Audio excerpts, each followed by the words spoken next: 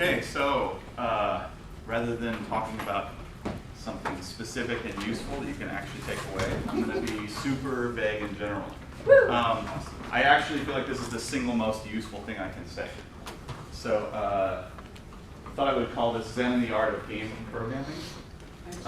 This is my sort of collected dissemination of all the things I've learned on all the games I've worked on. So as coming from a design and programming standpoint. So has anyone ever read Zen and the Art of Motorcycle Maintenance?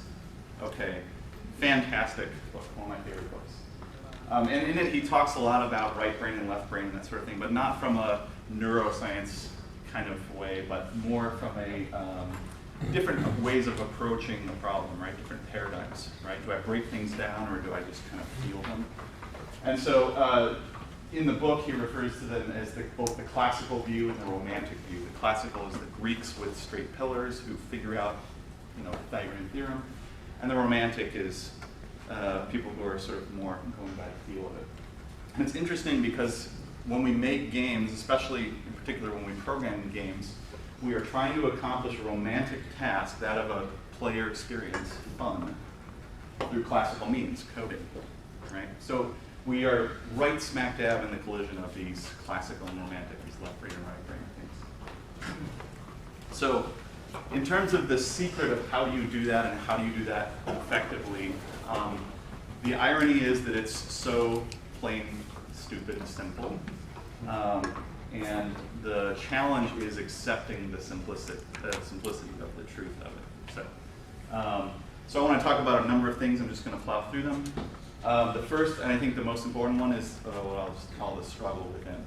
So generally, as a programmer, especially early on, it's easy to feel like your number one enemy is the code or the problem or the bug or the compiler or the computer or the license or the software, right? None of that is the paramount problem.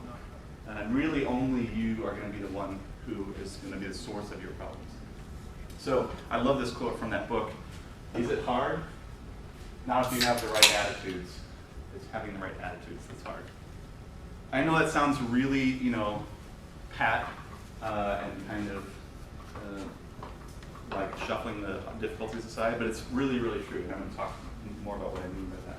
So in the book also, and I'll get off this book shortly here, but two of the words that come up over and over are quality and gumption. And he uses a capital Q and I think a capital G for us. And I've now sort of come to believe that that is the pillars, those are the pillars upon which all success, personal success, professional success happen. And so for me, quality is, again, this quality with a capital Q. It's just the essence of really giving a shit, like really, really caring, right? And you care, and then it's really good, but it's not quite good enough, and then you iterate more and you make it better and better. And it's that sense of quality, if you have it and you harness it and develop it and you cherish it and you listen to it, that is what's going to drive you to excellence, right? And sometimes excellence is excellence in compromise, right? Not just having everything perfect. But believing that quality matters in everything you do, and like having the attitude of quality going into everything you do has a profound effect on those things. And then gumption is that sort of get up and go that, this is the 5th hour in a row I've been struggling with this thing. How am I going to find the energy to struggle against it for a 6th hour, right? That is the killer. And I know from experience, when my morale is low, or if I'm like really stuck on something, or I'm pissed off, or I'm distracted, my productivity is at like literally 10%. And when I'm on fire and I'm rocking and rolling and I'm with it, my productivity is 1,000%, right? And I hope that overall things average out to about 100% at least, So having gumption, having the willingness to fight through something, right, and to take the time to do the right thing, to be disciplined, and also to give a shit, right? Those are the secrets. So, and there's another thing in terms of actual practice that I found, both in terms of creativity and in terms of programming. And this is open mode and closed mode. I don't know if anyone's ever seen this fantastic talk by John Cleese and Monty Python about creativity. Has anyone ever seen this? So there's a couple, if you search for John Cleese creativity, there's a couple of them. The one that's correct is the one that has like Dutch subtitles or something. outstanding, outstanding, no matter what your discipline. In it, he proposes, and I believe very firmly now, that all creative endeavor is best accomplished by alternating between what he calls an open mode and a closed mode. So, and this is kind of fundamental to this whole idea of that we've embraced in the game industry as iteration, right? Iterate, iterate, iterate. But within that iteration, each iteration, the key here is to go open mode, closed mode, open mode, closed mode. And each open mode, closed mode pair is an iteration. So what do I mean by that, and what does he mean? Open mode is well, I'll start with closed mode. Closed mode is you're purpose-driven, you know exactly what you're doing. You're like, I need to fix this thing, or I need to implement this thing. Boom, boom, boom, boom, boom. I'm not distracted by anything. If I get some crazy idea, I write it down and I keep going, right? I don't derail. And I pick some small, stoppable thing, something, 30, 60, 90 minutes that I can crank out. I finish it, I save it, I test it, check it in, whatever. I literally get up, walk away, pace around, go take a shower, whatever. Think about, okay, now what do I need to work on next, right? And if you don't do that and give yourself the space to like refocus, to re-triangulate your map, all you're doing is just driving, then you have no idea if you're driving in the right direction. So he suggests, anyway, just go watch the video, it's fantastic. But I think by having open mode where you sort of open yourself to say, now wait, am I even working on the right thing? Or like, am I going about this all wrong? Or what is this really about, Or wait, what if we did this? So it's kind of free-form brainstorming, taking assessment of where you're at, and closed mode is execution. So then I want to talk about specifically then the art of writing good code. So how do you slay 1,000 orcs? One at a time. One at a time. How do you slay 1,000 tasks? Focus on a single task at a time. Doesn't matter how big your task list is. This is part of Gumption, right? And that presence of mind. Focus on one task. Focus on one compile error. If you hit compile and there's 1,200 errors, it doesn't matter. There's only one error, right? Fix the first one, hit compile, fix the next one. Just keep focused on what you're doing, right? If they're going to be pieces of the code, surrounding code that you're like, ooh, I've been meaning to fix that, or that really sucks, or I hate that thing, or even that's a bug. It's better to just jot it down and keep going, right? And be focused, keep your eyes on the prize. It also means don't write speculative code, and this is a very easy trap to fall into, especially for programmers, including myself, who just like programming. Don't go off of writing code that you might need someday, right? That's speculative code. Just write code that you need now, but as I'm going to talk about in a minute, write it in good ways. And don't write masturbatory code, right? Don't do it just because it would be cool to write a whatever. Do it because you need it. There's a great quote by Sid Meier: the player should have the fun, not the designer of the computer.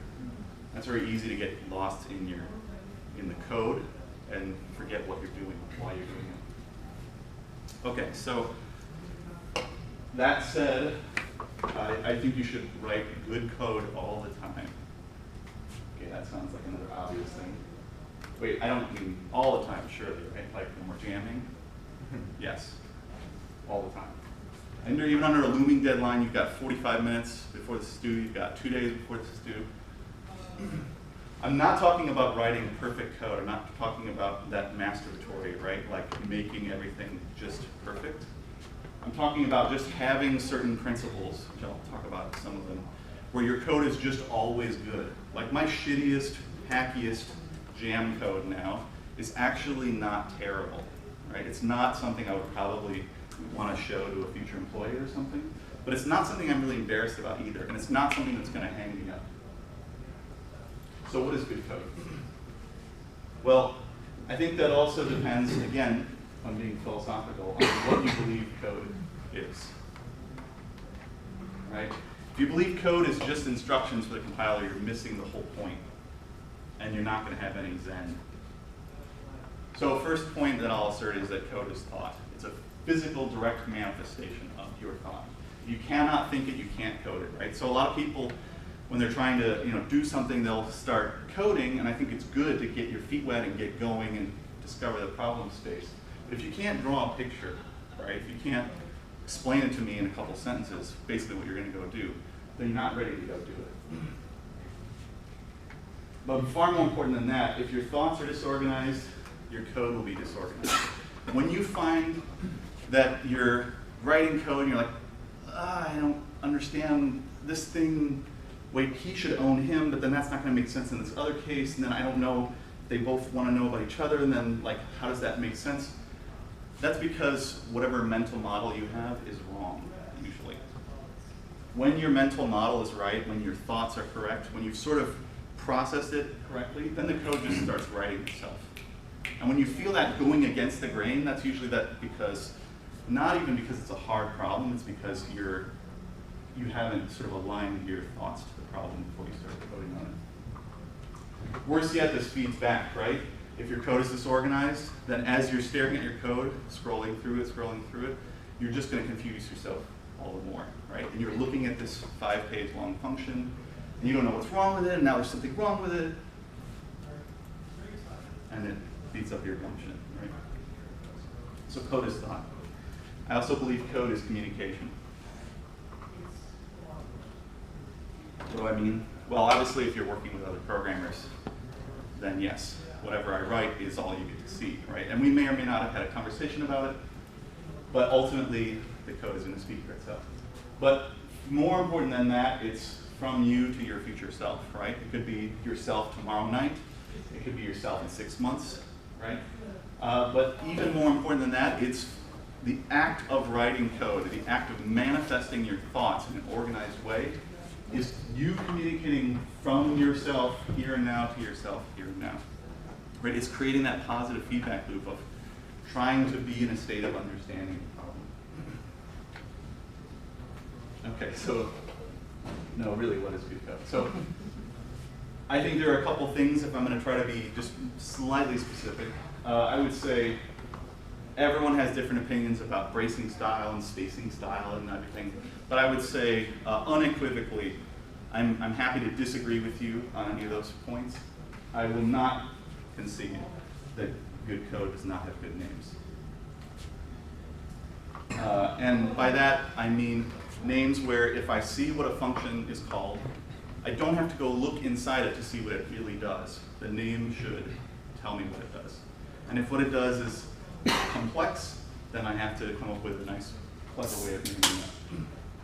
So I'm not somebody who believes in dropping your vowels to make your names short or something, right? This is not 1980. When I program, it's like ST tab, and it finishes my thing. Equals something tab, semicolon, right? That's how I type code. So it doesn't matter kind of how long your names are. So I would say all your names, your variable names, your function names, class names, whatever, should be as long as they need to be, but no longer. Length of names has an inherent negative value, but it's definitely worth it. So you want to spend only as much of that value as you can. I would even go so far as to say, I used to comment my code religiously and say, good code is well commented. I don't believe that anymore. I believe that good code doesn't need comments. And I would rather have code that's self-evident and self-commenting and clear through good names than I would have shitty code with clear comments. Because then you have to maintain the comments separately from the code. The comments may or may not capture what it is, right? And there's this sort of, we're divorced from the meaning of what's really happening.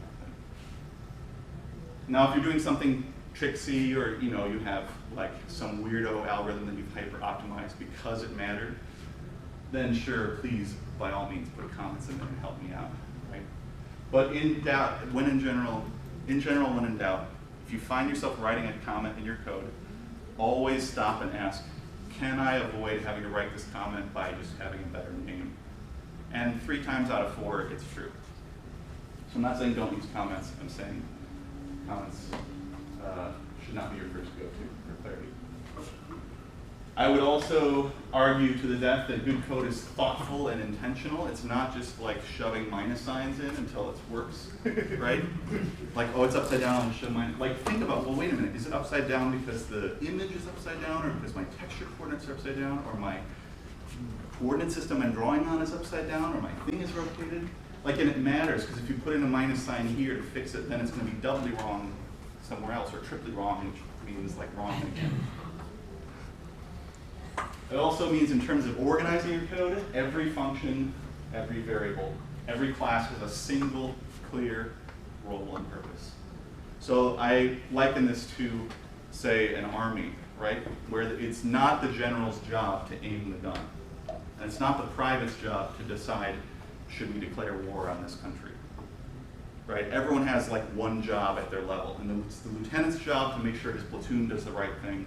And it's the private's job to make sure that he holds that hill if somebody told him to hold that hill. Right? And so everyone's job, the general's job is not more complicated than the lieutenant's. It's just at a much higher level. Right? So the general has just one thing he does. It's the strategic battlefield decisions. Right? That's it. He doesn't have to worry about micromanaging. Likewise with your functions and your classes. If you have a class or a function that's doing high-level things and low-level things, then it's not hierarchical or it's not organized, usually. So every function serves a single purpose. It could be a very high-level purpose, like draw the scene. That's one thing. That's all it does, draw the scene. What does that in turn do? It tells the opaque things to draw and the translucent things to draw, and then the HUD to draw, and then the overlays to draw. And that's like all it does. It just gives commands to the four lieutenants and they go do their own thing. And it also means that you're going to end up with lots of pieces of code that are very small and instantly discernible. Anyone can look at them and say, oh, right, draw scene, it does these four things. Right? It's obvious what it does. I also believe, and I'm putting this as a bullet point, consistent and intentional use of white space. And again, I don't care whether you do it like I do, but you should be intentional and consistent. So I'm going to do a little thing here. Word's going to pop in the box. Everyone look. Ready? Does everyone see the word? Anyone not see the word? Okay, because I'm in your way. No, maybe not. So the word was Washington, right? That was a lot of information. You just, in a quarter of a second, you processed W-A-S-H-I. No, you didn't, right? You had a single thought. Because we don't read words one letter at a time any more than a pianist reads music one note at a time, right? I think of this as, boom, Washington, one thought, single thought. I'm chunking it, right? Now read this. Did you all read that? I got Nobunaga. Nobunaga? Tell me what something was from it. You want to see Oda Naga Live bring something. They want 200 grand? It is 200 grand. No, it's, yes, that's pennies. That's what this code to me reads like. Right? It's like trying to make someone read this awful stuff, right? You can't parse this like you can parse Washington. If it's all one font, if it's all nicely aligned, if it's spaced nicely and contrasted nicely, you just consume it one whole word at a time. And like the musician, with this code, I'm like, okay, there's a B and J no more. Wait, okay, so sorry, that's a tertiary operator, ternary operator, and then if it's 250, you get 8. So like, I don't know what this does, right? I'm sure I can figure it out, it's no problem. If I write this code in a more meaningful way, I just parse Washington, render this, do this, right? So you shouldn't have to make me read your code in order to understand your code.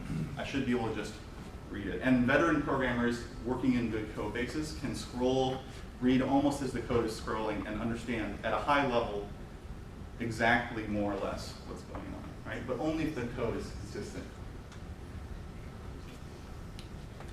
So in general, with these things, you want your code to be simple and straightforward. Now, that's not always possible. Sometimes we do complicated things. By simple and straightforward, I mean, I'm a C++ programmer. I'll use those analogies. Sorry for people who aren't C++. But for example, C++ has templates and it has inheritance, right? And it has virtual functions and stuff, like a lot of languages do. And those are very cool and very powerful. But they also take something away from your ability to just look at the code and say what it does. And it turns out there's a profound value in being able to look at the code and say what it does. The static analysis, like the ability to reason about your code when it's not running. And so all those tricky things, some cool new thing you learned, like lambda functions that are embedded in whatever, they all, I believe they all fundamentally have negative value. Now, occasionally you'll have problems that are hard enough to solve that it's actually better, it's less evil to solve it with a template than without a template, or to solve it with inheritance than without inheritance, or with a virtual function. But I would say, don't be enamored by those things. Use those things as a regrettable but necessary lesser evil to an even bigger mess. So we want to make your code as simple and straightforward as possible without making the problem any harder than it is. So if I can write something simple, I'm going to do something simple. Even though I learned something clever in college, right? So we've got some wisdom from the left brain camp from Einstein. Everything should be as simple as possible, but no simpler. And if you don't believe him, the right brain camp agrees. Right? One of the greatest poets. Okay, so how do you write good code? In my opinion, you write top-down code. What does that mean?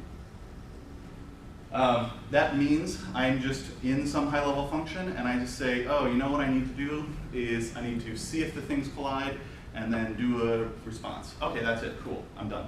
2 lines of code, compile. Oh, I didn't write the see if they collide yet. Okay, I'll write see if they collide. It's just do the disks overlap. Boom, boom. That's all it is. Check the radiuses, check the distances. Boom, compile. Oh, okay. I guess I have to write do the radiuses overlap. Boom, boom, boom, boom, boom. So now I'm like writing my math library as I need it on demand, and I know I'm done when Tyler told me I'm done. This naturally creates small functions, which is really good, right? You have one thought, you write the code. It's simple, you just call other functions that are magical things. You're like, well, if I just had a function that do this is not a hard problem. Call that function. Don't worry about the fact that it doesn't exist yet, right? You can worry about that in 30 seconds from now after you hit compile. So if you have a separate thought, call a separate function. This also tends to naturally create good interfaces because you're interacting with the code from the top down. So it's driven by the caller rather than by the implementer. How are we on time, by the way? 3 minutes. Okay. It also creates tiny little task lists. I gotta do this, then I gotta do this, then I gotta do this. Yeah, but I'm under pressure and I don't know how to do it, and I don't have time to do things the right way, right? So be a fucking combat medic, right? That is your thing. Shit is blowing up all around you. People are getting their limbs blown off. Your friends are dying, right? Combat medics, they can't freak out. They have to just be the calm in the middle of the storm. They say, I don't think he's going to make it. That's just a concussion. You've got a broken arm. You're bleeding. I can stop that. I'm going to help you, right? You have to just calmly, collectively, intentionally deal with one problem at a time. You're not, by freaking yourself out, by panicking, you're not going to be able to accomplish anything more. And if you're clear-headed, like the combat medic, so you don't have time to write good code, it's not something that's going to pay you back eventually. It's that you do not have time to deal with shitty code. That's what it is, right? We don't have time to deal with a combat medic who's freaking out. I'm going to skip past some of this other stuff. How do you slay 1,000 bugs, fix one at a time? Here's another quick point, and I'll give you my turbo conclusion of this. Bugs can be caused by bad code, they can be caused by bad data, right? But almost all bugs are manifested as bad data, ultimately. And so step through your code, right? If you have a bug, immediately your hands should go on the left hand to the hotkeys for stepping over and stepping in, on the right hand, the mouse for like inspecting the data as it flows through the system. That's really the pro way of debugging, is watch the data flow through the system, because as soon as the data is corrupt, you know the bug has manifested. All bugs, almost all bugs, manifest through bad data.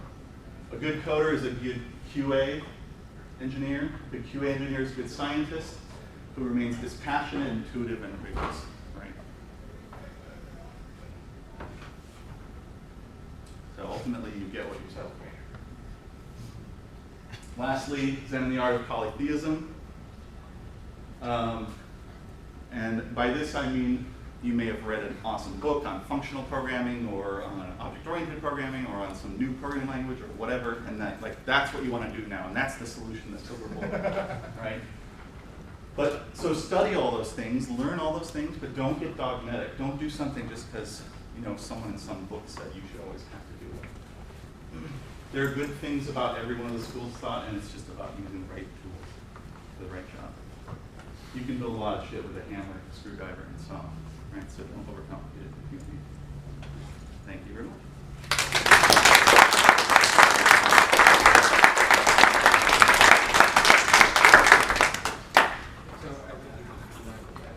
All right, well, as this gets pulled up, I'll do a quick introduction of myself. My name is Bobby Fry. You might have seen me on the Slack.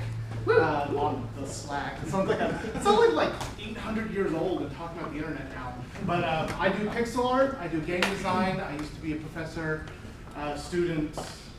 grad student at UT Dallas. So I managed to pick up a few things on the way. This is my itch.io page. If you have not checked out Itch or have a page for anything that you've released, I highly, highly suggest it. They actually have a tag now for just bits and pieces that you want to put out. So if you make like a tile set or a font or music, you can put it up for people to download to use in their own games. You can put it under Creative Commons license. That's kind of what you're seeing there.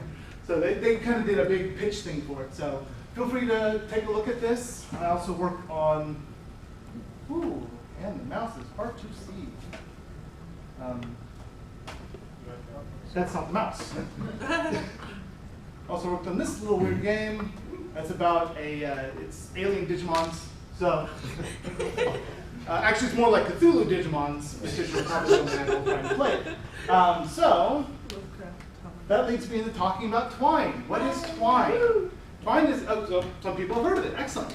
It's interactive fiction. It's one of my absolute favorite things. I've wanted to teach a class on this for years, and I've just never gotten around to it. Mainly because it's not as flashy, it's just text, quote unquote. There's actually a few examples I can show later that show you can do some really, really impressive things. So interactive fiction. Interactive fiction is a genre of games that existed pretty much since computers and text existed together. Now, what Twine is a little kind of an offshoot of that that's generally termed hypertext. It's putting in links and moving from one passage of text to another. You can get a little bit fancier than that, but it's very basic, and what Twine's built around is that form. I'm actually really interested that I went after the good code, because this uses a code of a completely different type. It's more of like a markup language. You can't really mess it up. I mean, you can, and you probably would have a whole lot of fun trying, but it is going to be dead simple. What I'm going to do is make a game in about 10, 15 minutes, just to show you, make a game, quote unquote, to kind of show you how it's done. And then I'll also see if I can remember variables, because I shoved it all in my head this morning. And if I don't, we'll find out how to use the wiki. So Twine's super simple. This is actually Twine 2. It's a sequel to Twine. There's a few features missing, but it's way more accessible, easy to use. You can also run it directly off the website. The cool thing about Twine, and the reason that I'm wanting to talk about it, is that it opens up interactive stories to anybody. It's meant to be that your grandmother could learn to make a choose your own adventure story. If anyone remembers things like Goosebumps, White Wolf? No, White Wolf. Lone Wolf! Thank you. Yeah. You can make games like that fairly simply. So pretty much you can just start from a story. What I'm going to do here is actually change the formats, because this is the one I know slightly better than the other two. This is a port of the original Twine format. What it really just does is changes the syntax of your links. And again, the wiki is going to be dead simple to pick up. It's either going to be using bigger than, less than signs, or brackets, or curly Q braces, but it's really going to be just about the same. And I'm sure there's more formats that let you do fancier things. So you're going to just start with the story, and you're going to start with a name. This one's called Wastelander. Now, unfortunately, I lost the file I was going to upload, so it doesn't have the image that I made. But so this is your board. It's pretty simple. You start out with an untitled passage. It used to be you had to name that start. You can name it anything now. However, as a starting passage, you just double-click to open it, or this button. It's probably a good idea just to name this start. In that case, you're not going to get confused. You can change your starting points fairly simply, and if you have a good reason to do it, go ahead. But start. Now, this is what's cool. I don't have to set up, it does all the base work for me. I can just say, okay, how do I want you to start this story? You wake up in a pile of filthy rags! Exclamation point. Exclamation point. Why are you so excited about waking up in filthy rags? Well, because you're in the wasteland. You're not waking up in the desert. You see a figure in the corner. Okay, cool. Hey, I'm done. It's excellent. It's a game. I can run it. But what's really important and what makes this interactive is the choices. So let's see. Still not the right mouse. Let's say I want the player to look at the figure. So if you do, put double open and double close brackets. That turns figure into a link. And then you would just close it. And see, this is what's cool about Twine 2 is it's going to automatically make, it's going to be smart enough, and I'm not actually, there it is. Familiar enough with the, so you can double click the package. So now there's figure. The figure is, let's see, figure is covered in sand and looks angry. Okay, cool. Well, let's see what that does when we try to play it. We have a pile of filthy rag, exclamation point. You see a figure in the corner. Figure covered in sand looks angry. Cool. But I'm done. There's nothing more to do. This actually comes to a really important point. You have to, in Twine, it's not going to be assumed that there's a standard game loop. Not like if you were kind of had a game set up. There's this idea that there's this standard world. This is going to be, this takes a little bit of a mind shift when you're writing games in interactive fiction, that you kind of have to think, well, the world exists and how is the player interacting with it at any one time? The world's going to exist in text only. So, well, it's like, I kind of want to go back to the same area that I was before. So, and this is why I changed the template, because I couldn't find in enough time the syntax to do that. There's just, open parentheses back, close parentheses, close, or back, down, back. So, anyways, back. And what this does is probably throw an error because I'm not familiar enough with them. But it's going to show a little back thing, yeah. But let's go back. Another way to do that, of course, would be to do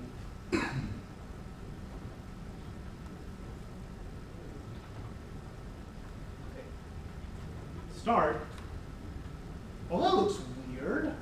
If I run that, it's going to be figure, and then it's going to have start. But that start doesn't exist because I capitalized it. Yeah. But if I were to do that, and it does show it up in red, so you know exactly where the area is. So if I were to do that, it would just say start. And that's not what I wanted to show. I wanted to say back, or maybe back's probably the best way. So back, and you put a horizontal, vertical, not horizontal, vertical bar, and start. So now you've basically made a link that says back to the passage start. So now when I play it, you see a figure in the corner, Figure's covered in sand and looks angry. Back. Wow! Now I've made a choose your own adventure game. It's that simple. You just have to keep iterating, putting longer passages, more choices. Yeah. So can you replace, so in terms of user interface, can you still import all the logic? Let's use Unity as an example, but maybe a different game engine. So if you had like a specific animation or scene or image. So what this does, you can actually use images and scenes. It's all in HTML, basically, CSS. So if you were familiar with those languages, you could import all those things. You can also just write HTML right into that thing. I had an image that was uploaded I was just going to copy in. But Twine really lends itself to static images. So you really don't want anything more than an image of where your character is or things like that. So you're not going to get a kind of a real-time action, although there's been experiments in Twine that have done that. And actually, I wanted to show this. Even how girls bleed. So just to show, because it is CSS and very flexible, you can use Twine to do some pretty interesting things. Oh, Christine Love. Yeah, Christine Love, exactly. So what's cool about this, and there's no sound, of course. Imagine like a banging sound every time I move the cursor over. So this really is just a Twine game where I don't click, I just, so that was supposed to be a bang. So I holster my gun, move the passages, I shoot the gun inside. So it's really just kind of moving your mouse across. What's cool about this, and I won't go through the entire game, but eventually, you accidentally shoot somebody by accidentally moving your mouse across the screen. It's really quite a brilliant experience because it's using incidental player movements to create an incidental character moment. Anyways, that's divergent. So that just kind of shows that there are things you can go beyond what Twine is. But what's so cool about this is you can make an entire story that feels very interesting and engaging just by putting more and more options. 1 minute? 4 minutes. Oh, well, I got plenty of time. Yeah.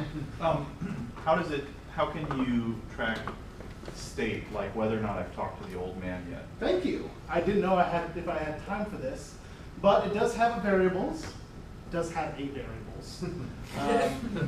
So let's say I wanted to track that I've looked at the Wastelander. I'm going to sit down for this. Now, again, disclaimer, I'm not actually a very good programmer. I'm mostly an artist, but let's see. What it uses is, of course, not what normal people would use to set a variable. It uses set. So set $, is, or Wastelander,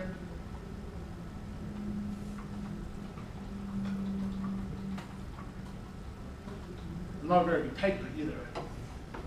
So Wastelander looked at is my incredibly descriptive variable. So set Wastelander looked at is yes. You'll see a lot of these kind of languages is everyday speech. It's supposed to be that you don't have to know a lot of the coding background to be able to throw something together. So, is my variable yes? Well, okay, so set is yes. And of course, I may be completely off the rails for the actual variables. So we'll see if it does. So,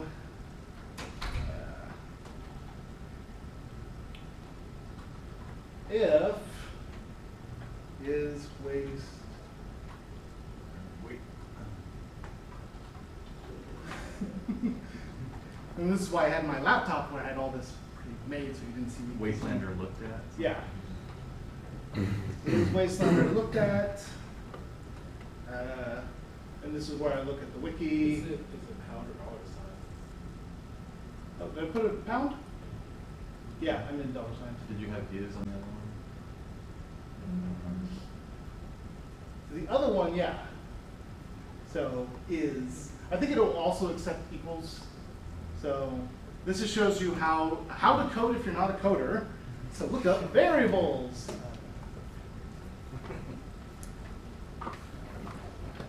Oh, that's not right. Set. Okay, set.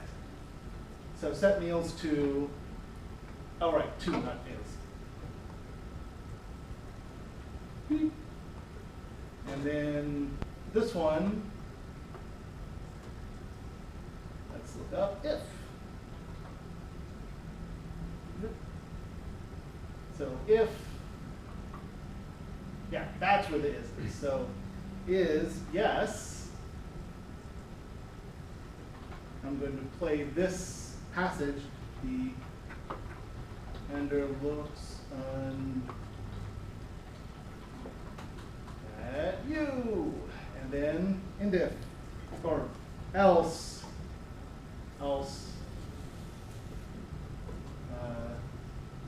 So if you haven't seen him, your eyes are still full of sleep. And I'm going to go back and actually finish that correctly.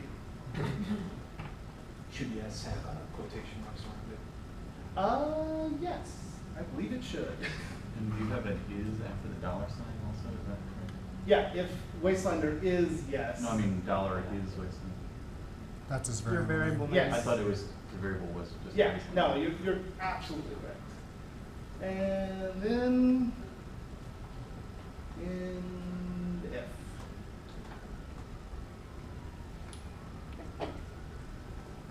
So your eyes are still full of sleep, and that didn't parse. Okay.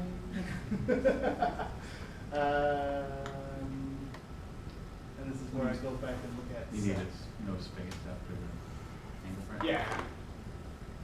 Sometimes you forget what needs spaces and what don't. And then you need it is after that dollar sign as well. Oh, you do? No. No, I removed it. Yeah, yeah. No, it is. Set Wait, Wastelander wait, wait. to. Yeah, I think it was just spaces. We're gonna- Hmm? I don't think the L was capitalized on the L. Ah. These are things that were not covered in the Programming by So yeah, figures covered in Sam looks angry. Wastelander looks annoyed at you. I've done variables. With only one come up there. So yeah, this really is fine, and can be taught to anyone, and that's probably the biggest strength of it. You can put stories that really don't happen in any other medium just because of the time needed. It's probably, I've gotten most enjoyment just from like reading someone's 5-minute twine in most 10-hour games that I've played in the past year or so. So give it a shot if you feel inclined. And if not, yeah. Thank you.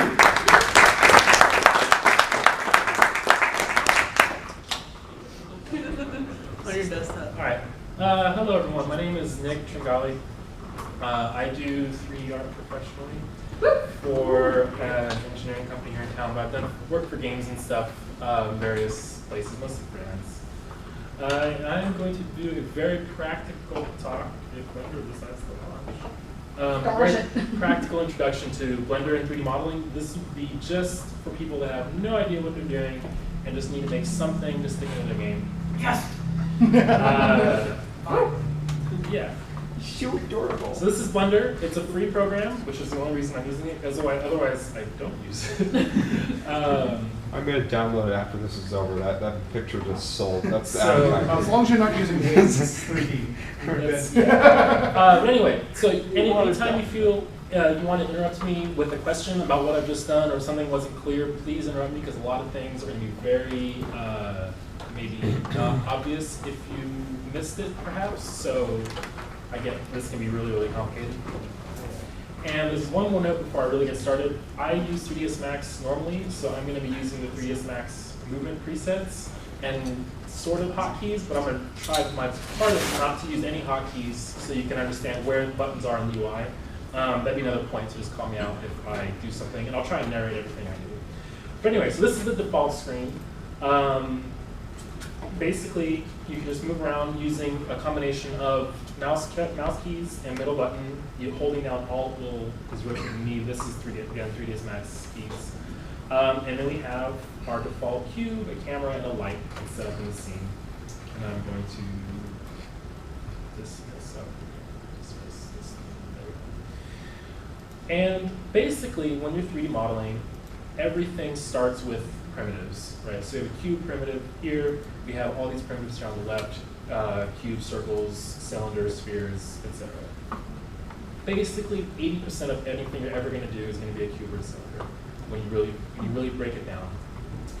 And when you're creating stuff, it's also good to know, you get this, when you start with this primitive here, it doesn't necessarily have to be just a cylinder. You have these settings down here when you first create the primitive that can, adjust, like I want a very, very smooth cylinder. Or if you happen to need like a triangular prism, you can get a cylinder and drop it down to 3 sides, and that will get you a triangular prism or a diamond shape instead of a cube. That sort of thing is a good, maybe just like minor point to keep in mind. Same thing with spheres here.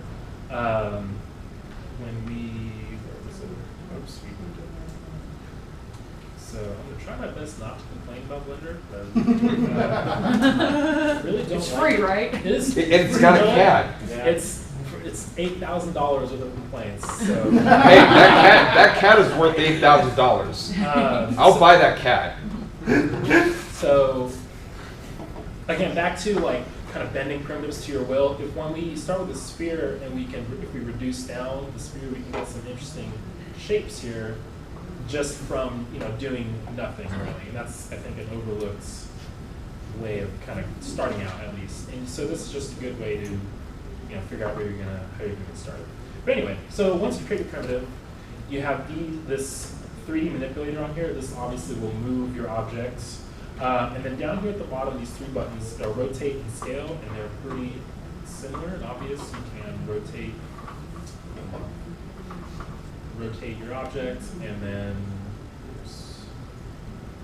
scale it. And that's very, let's go, get out of that. I was just on my Mac too, which is worse. Oh yeah, so I'm going to delete that and get back started. And then you have, if you press Tab on, I believe it's by default, or down here, this will drop down, and you go to Edit Mode. This is where you get into the real stuff, which is vertices, edges, and faces, which is what every 3D thing is composed of. Really, it's composed out of vertices, and then edges and faces are just nice to have stuff, basically. So you can select, just drag and move, grab these, and start moving stuff around on your object in order to get the shape that you want. And then right here are your edges. Edges grab 2 vertices and 2 vertices only to move around. And then faces can grab 3 vertices up to infinite amount, basically, to manipulate your object, right? And so if I delete this and I go to a cylinder that has faces on it, so, and I go back to edit mode here, this face has however many vertices are on the edges on it, but each edge can only ever touch 2 vertices. That sort of thing. So if you start moving this, you get some very awkward geometry like that because of all this nonsense. Generally, you want to keep your faces to 4 vertices at once, but that's, yeah. So let's delete this, and let's go back to Cube. This Blender has this awful 3D thing. Back to Cube. Aside, then once you start from a primitive, everything after that is just an iterative process of creating and destroying mesh or geometry data on a primitive. And then creating is, if you go up to this Tools tab here, all this stuff under Add is basically creating stuff, right? So extruding is the most, I'm gonna go to face mode. Extruding is the most fundamental action, which is basically extrude or extrude region, and you just add stuff basically. And however, whatever faces you have selected, I'm holding Control to add faces to my selection, and you can extrude region and start doing fun stuff. As well, there's also under this drop down are some different types of extrudes, right? What we can do here. Can you extrude 2 surfaces that are not parallel at the same time? Yes. Can you show that?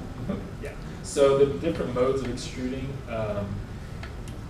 you have extrude, and like let's say I've got, so let's say I've got these faces, right? And if you just do an extrude region, they'll all go out uniformly. If you do an extrude vertex normals, they will all expand out in a natural kind of expansion way based on the normal, which you don't really need to worry about. And additionally, you can do individual faces as well, which will separate them and not extrude as a group. And it will keep the profile of the face same as where it started.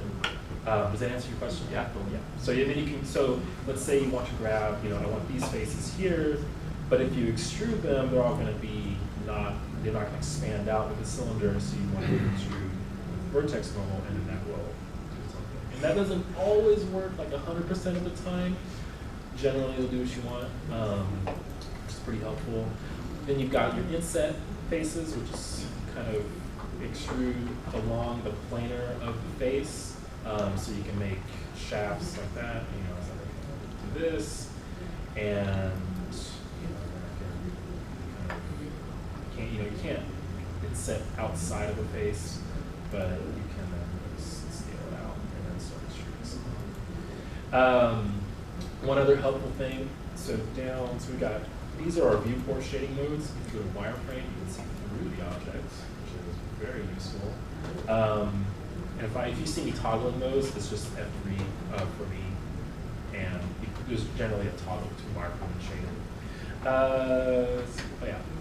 Other ways to just add geometry in a kind of a simple way is beveling, which is not here because Bunker's off. So I'm gonna free. I'm going to skip forward really quickly, and if you go to, when you're in edit mode, if you go to mesh, and then faces, edges, and vertices, basically that's every tool you're ever going to bother with. If we go to faces, bevel, there we go. So you can start beveling edges. And so now you've got this, beveling, connecting is, if we go to vertex mode, like let's say I want these two vertexes to connect. We go to mesh, vertices, connect. So now we've drawn this edge here, and now we can say extrude this half of this top bit, right, for whatever we want to do.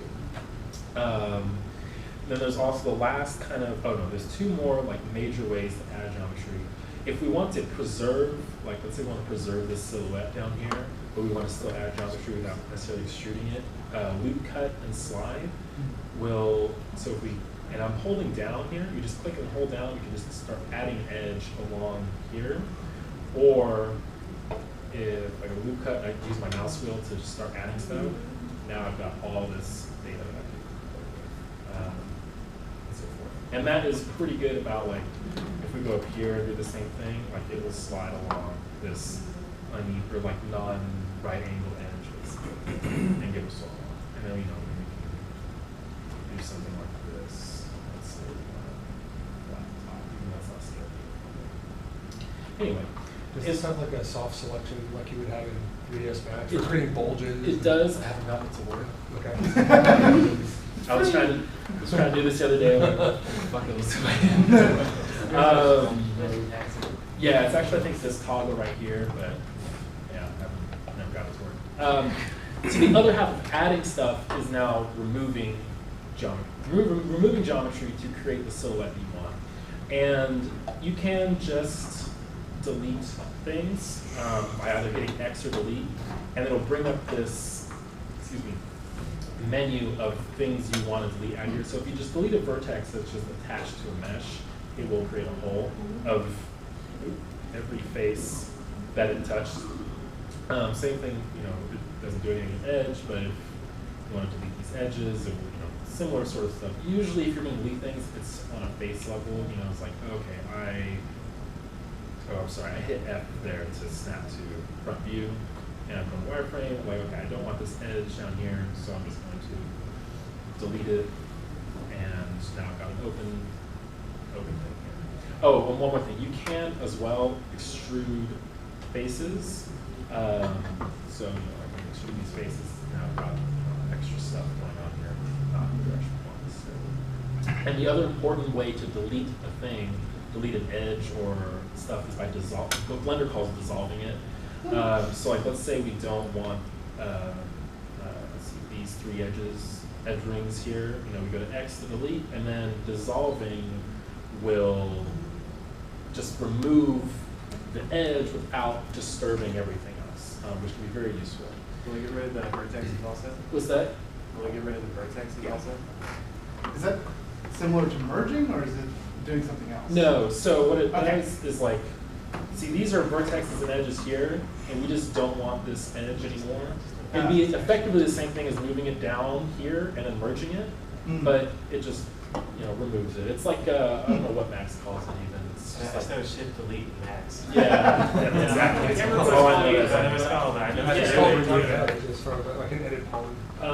What if you dissolve the top lip of the? That's what I was wondering. This right here? Yeah. So if we dissolve that, it will Okay.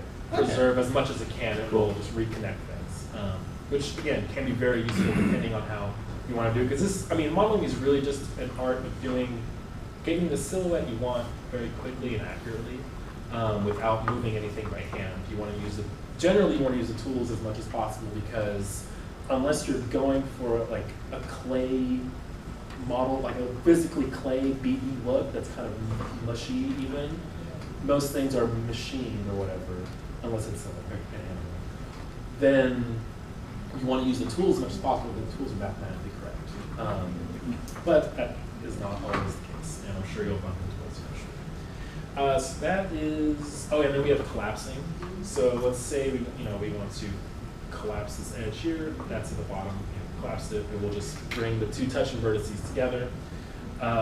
Or you can grab, if let's say, you're like, oh, for whatever reason, I am going to move this vertex, like I want this vertex to just be merged here. Like they were really close for whatever reason, and I want them together. I don't want it to be two vertices because that will give you problems.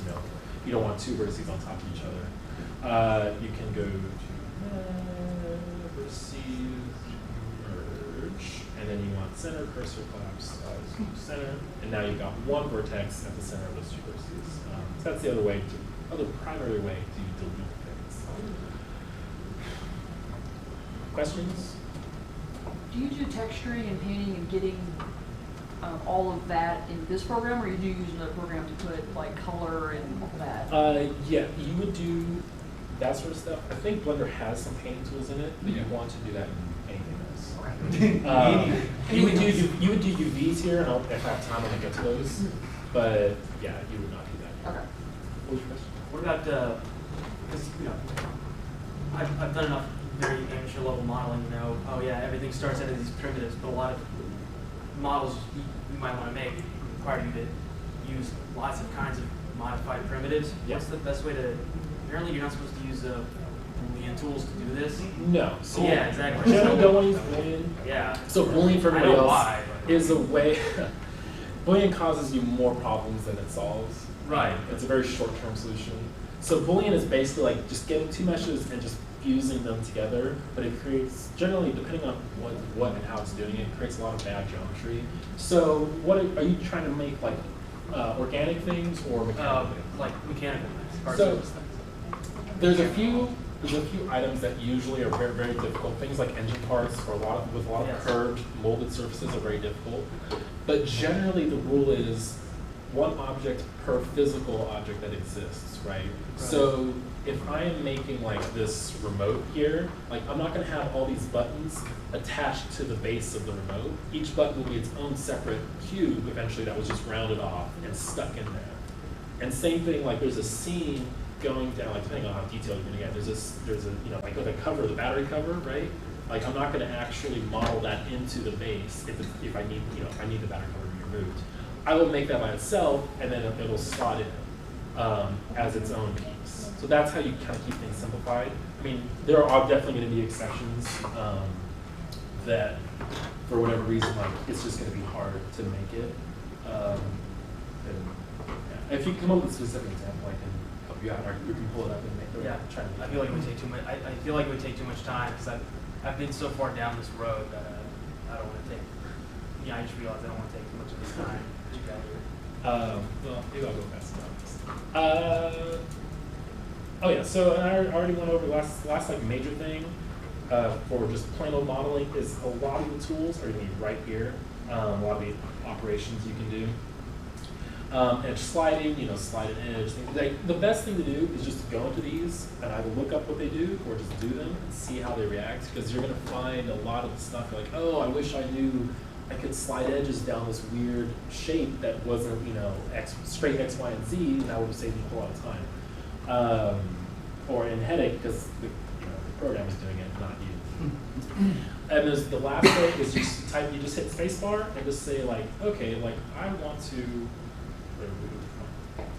I've got these faces up here, but I want them like separated, right? I want to be able to move them without moving the rest of the object.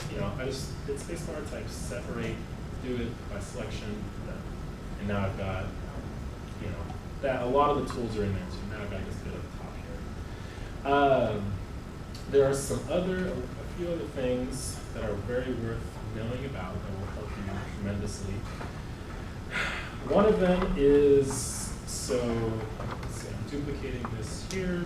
Is that control drag or something? That was Shift D for 3ds Max.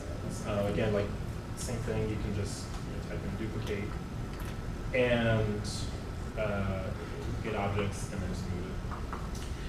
If you want this tool, this drop down right here, pivot point is where the pivot is relative to all the selections of your objects, which can be very useful. So let's say I want to rotate these cubes, right, but not around the center point. I want to rotate them each individually without moving their positions. You go to here and see right now we're on median point. We just go to individual origins and now, there we go. And now they'll rotate around themselves, which applies to sub-elements like vertices and faces and edges, as well as other objects as well, which can be very useful. The other way is pivot orientation. So let's say I've got this cube that is at some weird orientation that it needs to be, and I want to move it, but I want to move it alongside that axis that it's in, not this world X, Y, and Z, right? Same thing, where is it? Here we go. So global, local, normal, gimbal, view. So local will now snap it to the object's rotation. So now it's like, oh, okay, I just need to adjust it like a little bit further down right here. And you can move it without having to go down. You can move it in one axis along its local orientation and not on two. That's also very useful with sub-elements as well. So I'm going to go to cylinder, edit mode, faces, right? So let's say I have this space here, and I'll move the space out relative to the cylinder. But obviously, like I don't want to go like this because that's really messy and it's not correct. You can, same thing, go to this normal mode, which is for sub-elements, and now I can just move it out, and it is correct. Right? And the other things are perpendicular to that, the other transforms? Correct, yeah. They are, in this case, pretty let's see. Oh, and then snapping is the last really useful thing.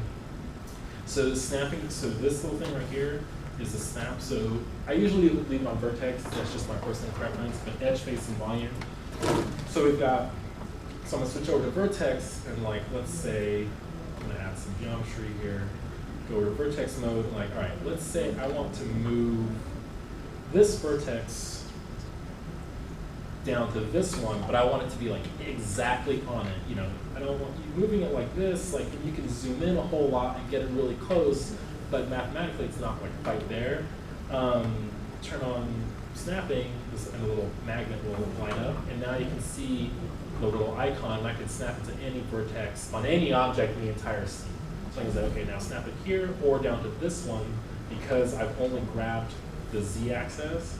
I can say, okay, it's only ever going to move up and down relative to any other objects. So I can do something like this, and You gotta go back and edit mode here. there we go.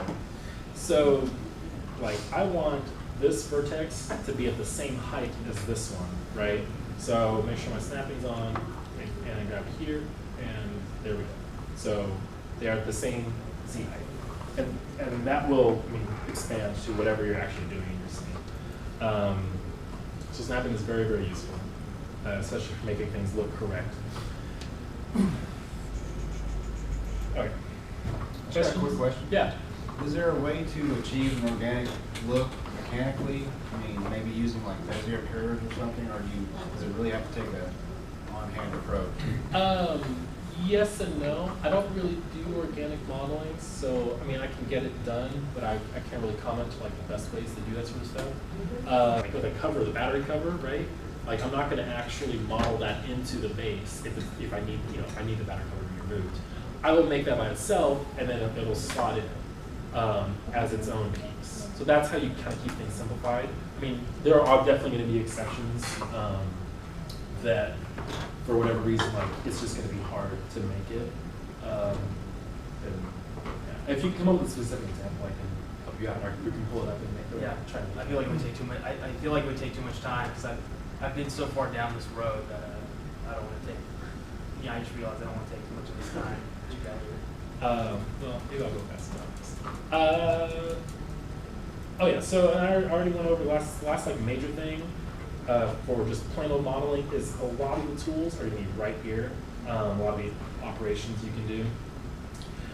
Edge sliding, slide an edge. Like, the best thing to do is just go into these and either look up what they do or just do them and see how they react, because you're going to find a lot of the stuff like, oh, I wish I knew I could slide edges down this weird shape that wasn't, straight X, Y, and Z, and that would have saved me a whole lot of time. Or in headache, because the program is doing it, not you. And there's the last way is you just hit spacebar and just say like, okay, like I want to. I've got these faces up here, but I want them like separated, right? I want to be able to move them without moving the rest of the object. I just hit spacebar, type separate, do it by selection, and now I've got, that a lot of the tools are in there too. Now I've got just a bit of top here. There are a few other things that are very worth knowing about that will help you tremendously. One of them is, let's see, I'm duplicating this here. Is that control drag or something? That was Shift D for 3ds Max. Again, like same thing, you can just type in duplicate and duplicate objects. And just move it. If you want this tool, this drop down right here, pivot point is where the pivot is relative to all the selections of the objects, which is very useful. So let's say I want to rotate these keywords, right, but not around the set point. Half of it is just individually. Yeah, it's also like I've done it a lot. You go here and see what you points, and usually there's individual origins. Yeah, keyboard shortcuts is all you need. Yeah. Now we'll rotate around the set, which applies to sub-elements like vertices and faces and edges, as well as other objects as well. Yeah, you make it look Which can be so very easy. useful. The other way is pivot orientation. So let's say I've got this cube that is at some weird orientation that it needs to be, and I want to move it, but I want to move it alongside that axis, not this. So I just finished World X this piece a while ago. So global, living global, so local will now snap to the object's rotation. So now I'm like, oh, okay, just to adjust it. So this is the GIF, and you can move it without having to go down. You move in one axis as long as it's local. That's also very useful with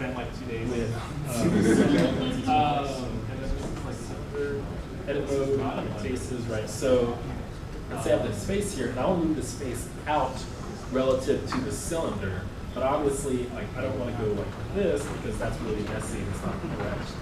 You can, same thing, go to this normal mode, which is for sub-elements. Now I can move it out, and it is. And the other things are perpendicular to that. Correct. Okay. They are. The art's great. Oh, thank you. And I love creatures of Cthulhu's. They're spooky, but like it's cool. Okay, so those of you that don't know, I just recently got involved in this startup accelerator, working with some friends, and I wasn't too into business before. fact, I was like actively kind of anti-business. So You look like a businessman. yeah, I'm kind of trying some new stuff here. I'm also, like, I never write out presentations, so this is kind of new for me too. So I've been learning a lot of stuff in there. Like college stations. Yeah. Yeah, welcome. What's it wearing? Is that a toilet paper? I think it's like a tie or something. Okay, He so works for the toilet industry. I've heard the word time. I'm not sure what it means. So I've been in the past kind of anti-business, and it's because I assume like it's all just a bunch of alpha dudes just out in it for the money, you know. It's kind of the stereotype, and for the most part, that's still kind of true. But I found that it's also like saying that people drink alcohol to get drunk. Like, yeah, obviously. But some people, you know, some people can't handle it. They get out of hand. They go crazy. Some people enjoy the craft of it, enjoy the taste, you know, enjoy the people behind it. So, you know, there is some good in there, and there are some good lessons to learn, and some good lessons that can be applied to game design, even if you're just making your own thing. So the most important thing that I've learned is that there's some really important work you can do before you actually start making your game, like before you even start designing it. So it's all about just, you always hear you can't make games in a bubble. You got to get a lot of feedback and stuff. It's really about just finding who you're making the game for and like learning about who they are and why your game is important. Are you even making the right game? Like, what's the point of this game you're making if you're trying to sell it if there's already another game just like it? And I should mention now that if you're just making games for yourself, that's not a bad thing, and you should go for it. You know, there's a hobbyist angle that's a lot of fun to pursue. But if you want to even get a lot of people playing it, it's something you can think about. So there's some questions that you can kind of ask yourself, like who am I making this for? And you want to be really specific about that kind of answer. So like for Justin's game, Telos, he's making it for competitive first-person shooter players. It's really specific. And like sometimes it's not so specific. Like my game Duello, well, I'm making that for me. And I've said before, like I want to sell it and I want people to play it, so I got to kind of figure out who is being reflected there, and I'm making it for me. So is it people like me? I got to think about that a little more to figure out who exactly my market is. Clone yourself. Yeah, there you go. Then you want to ask what those people are playing. So like, are competitive first-person shooter players, are they still playing Counter-Strike? Are they happy with that? What other games are they playing? Yeah. Yeah. I don't know if they can be said to have. Well, there's different like types of multiplayer gamers you have to kind of Exactly. consider for even first-person shooters. Then how is my game different than that? Like, so is there something that makes it different enough that they're going to, move from that game to go check out what you're doing? And then these answers aren't just a final answer. You actually have to test it, and that's kind of the most important thing about this business model. Like, you can't just write down some answers and say, yeah, I'm going for that. You have to prove it somehow. Like, just if anything, just to get over your own bias. So the first step to that is just to like read up. Like, so if I'm looking into competitive gamers, I'm going to go to forums. I'm going to like read all this stuff about where they hang out and what games they're playing and like what they like about those games, what they don't like about those games. You want to not assume things. That's kind of the key focus of all this business. Don't assume, every decision you make, it should be for a reason. So, yeah, like I said, just figure out exactly like what they're playing, what they don't like, what they like, and how likely they are to change games. Like, especially with the competitive industry, it's really hard to get a new game in there because their whole tournament's based on the games that they're already playing. They've already invested so much into. So you got to see what it takes for one of them to switch over to a new game. Yeah, the forums and stuff. So the second part is actually interview, and this is kind of scary. So you actually don't just read up, like talk to people, like actually talk to people. What, like, Hey, that's something I do. Like seriously, like on the phone or on Skype or whatever. You find people and actually talk to them. And an important thing to do here is not tell them what you're working on. Just kind of go in with an open mind and ask like what they're playing and what they like and don't like about the games they're playing. Maybe kind of lead it to more about what your thing is, but you want to keep it as open and honest as possible. And if you say, if you go in saying, here's my game, what do you think? They're going to be like, yeah, that sounds great. But that's not how you get a real answer. So for customer development in general, I've heard it's to ask past tense, have you, and then present tense questions. Yeah. So like, have you spent money on new games is a really important thing to know. And saying, will you spend money on this is, yeah, sure. I'll have money later.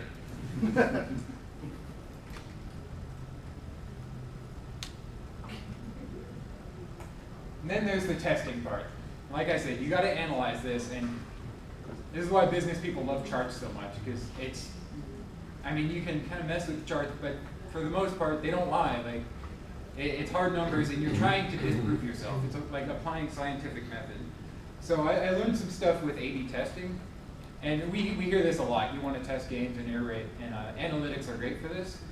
But so with A/B testing, the kind of thing is, the A test is generally considered doing nothing, and the B test is the change you want to test to make. And so you give half the people the change with nothing, and then half the people with the new thing, and you see which one does better.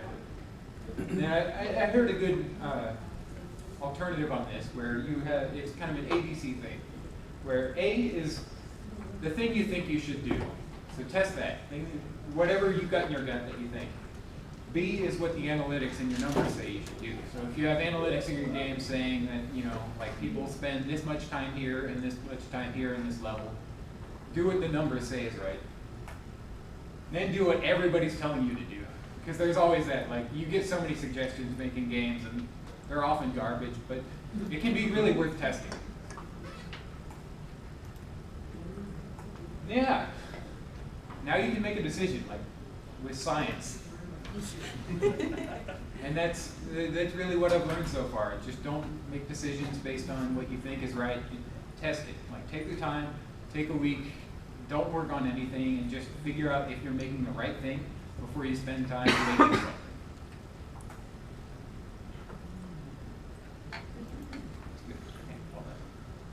Or you can just get lucky. Fuck it.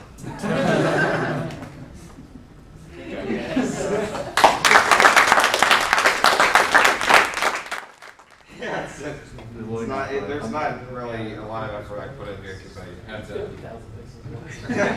I had to change the last. Okay. So pretty much yesterday, or a couple days ago, was ACON, which is a big anime / gaming / book writing, an all-around convention located in the Hilton Anatole. Surprisingly, there was actually more relating to the gaming industry here at ACON this year than I thought there would be. Of course, there was also Fractal Fox and ScrewTap Games, and that's kind of where I spent most of my time is recording their panels. Unfortunately, the rendering of the video it took way too long.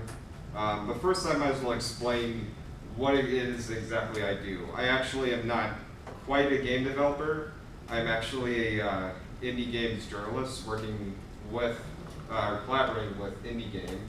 And we do like reviews, previews, interviews, just very simple sort of like journalism context relating to just indie games. And sometimes we even try to teach our audience how to be journalists and actually promote their own reviews or their Let's Plays and content. We give feedback, or I give feedback. And it's made up of 3 guys, and so far we focus on the PC gaming. We would like to hire someone for mobile reviewing, but unfortunately we're not there yet. So Acon, what I did, and what exactly does this have to do with gaming? In relation to Fractal Fox, there was 3 big panels. There was, of course, the introduction to Fractal Fox, which I actually have a clip from the panel. It was, I believe, the first 15 minutes. And it was mainly just an introduction of what Fractal Fox is. And of course, we have Summer from Fractal Fox. And I don't think she was in this panel, but Patrick Owens is the CEO, and he sort of ran all of these 3 Yeah, he's panels. boss and producer. Wait, is there audio? Oh.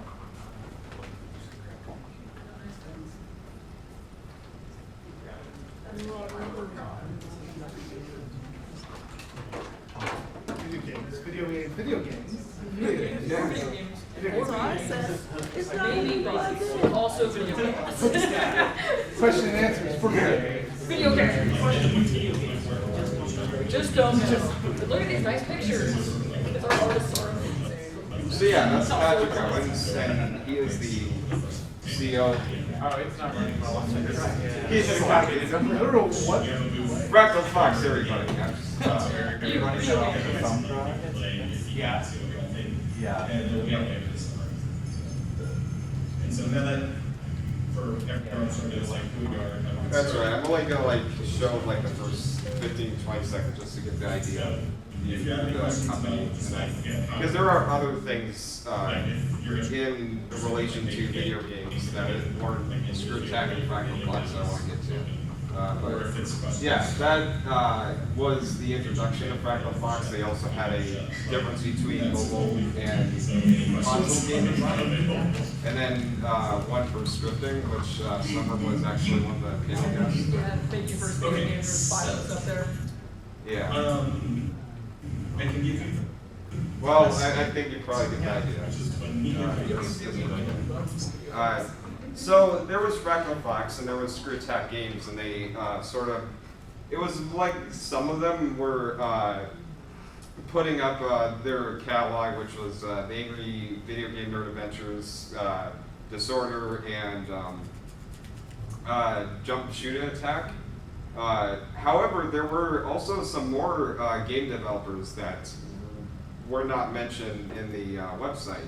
One, for example, was one that completely caught me by surprise when I entered the panel, but there's this studio in Texas called Polynight Games, and they are working on I guess an interactive flight adventure game. I didn't quite understand what was the goal behind it, but yeah, that was really surprising, just seeing like another indie dev on top of Fractal Fox and Screw Attack, and it would be interesting to see them like come here and maybe on show and play. Wait. So doesn't Steve show up to the coffee clubs? I've never caught Steve there, but I've been trying to like get him to go. But he's part of the group. Is he? Yeah, I think so. Okay. Well, I actually do have a trailer for the game, if you guys, and hopefully this does work. Oh, this is the game that they're working on, that they showed like very little on the panel. Is this a Unity project, too? Yeah, it is. What's it called? Inner Space. And you're sort of this, I believe it seemed like you are a plane, but are you like a real being or just a pilot in a plane? I'm not sure they made that clear, actually. Yeah. I guess it was something that I had to kind of rewatch and sort of like digest, because I really love the visuals here, but I just don't understand like what the goal is in this game. I feel like I would have to find out when they, of course, not the panel I actually see. I mean, booth. What if there is no goal? Must we replicate everything? I don't know.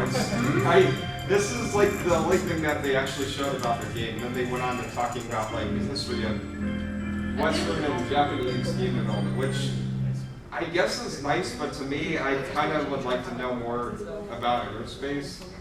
But I think Polyknight refers to it as an exploration game, which, you know, it's probably more about finding things and collecting things and putting a story together. But that's all I know.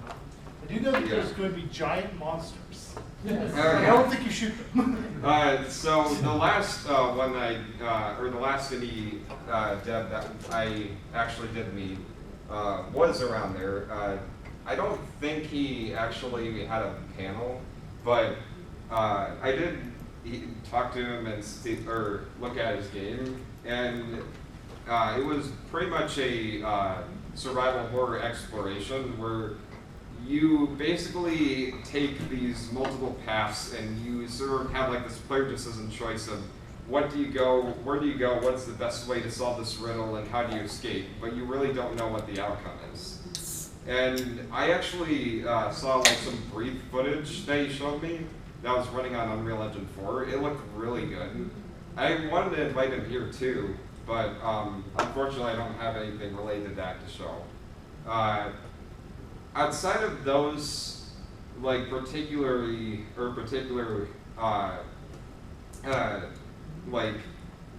particular panels, I think that kind of wrapped up like everything that was shown in relating to indie developers. I'm sure there were probably some that just attended, but as far as the ones I got to meet up and talk about their game, yeah, it was slightly more than I thought, but yeah, it was a pretty decent experience. And maybe next year there might even be a bigger catalog. I do know that I do have two videos relating to Fractal Fox from the ACON convention. One was an interview with Patrick Owens, and the other one is, of course, the panels. And unfortunately, I couldn't show those, but where you can find them when they are finished is, of course, us at youtube.com/user/indie game or Facebook Indie Game Freedom, and that's also where we do all our indie game coverage.